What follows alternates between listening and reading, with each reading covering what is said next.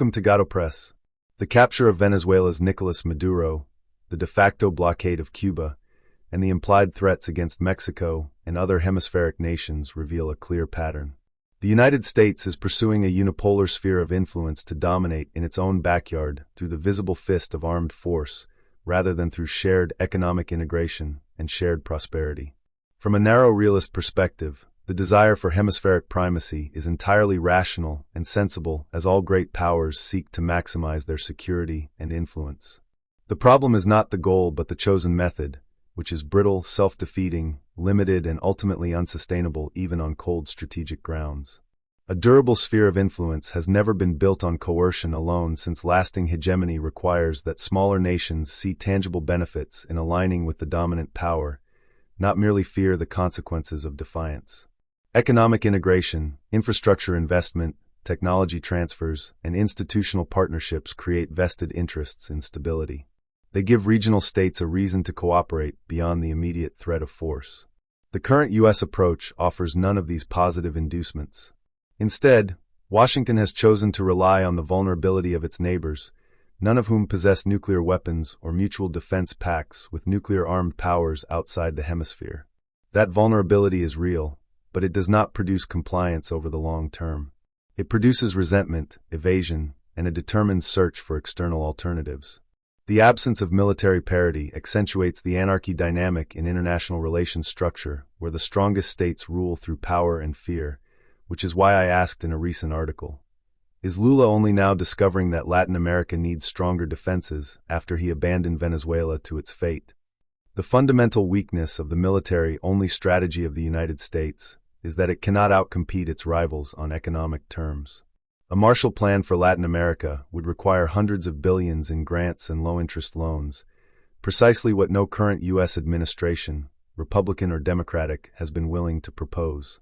China, by contrast, has built ports, railways, and power grids across the region, not out of charity but as long-term geoeconomic positioning.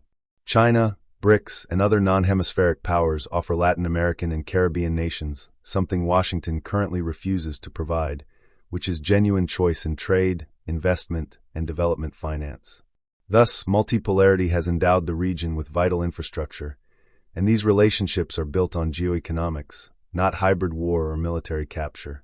The United States, by contrast, has responded to this competition by demanding that hemispheric nations sever their ties with certain states like China, Russia, Iran, and Cuba among them, using the capture or killing of leaders, naval blockades, hybrid war, and conventional war as instruments of persuasion, but does not offer anything substantive in return, nor does it make up for what these states are giving up. This is not market competition, but the systematic elimination of alternatives through force and lawfare. When a great power must kidnap a head of state to make its point, it is confessing that it cannot win in the economic contest. The multipolar reality of the 21st century makes this strategy even more self-defeating. Unlike the 1990s, when the Washington Consensus faced no serious ideological or financial rival, today's Latin America has genuine room for maneuver.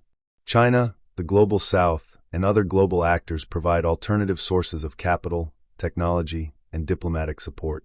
Even Argentina, often presented as a model of U.S.-aligned neoliberal governance under Javier Milei, continues substantial trade and financial transactions with Beijing since following the U.S. lead had only led it to impoverishment. And this is not ideological defiance but pragmatic hedging, the natural response of any sovereign state that sees one great power resorting to coercion while another offers profitable partnership. The more the United States tightens its military grip on the hemisphere, the more it incentivizes regional states to accelerate their relationships with non-hemispheric powers as a counterweight. The demonstration effect of capturing Maduro and blockading Cuba may produce submission in the short term, but it may also produce a quiet and relentless diversification of economic ties away from Washington. There is a deeper contradiction at the heart of this approach, which is the belief that the United States has no rival capable of imposing costs on it within the hemisphere.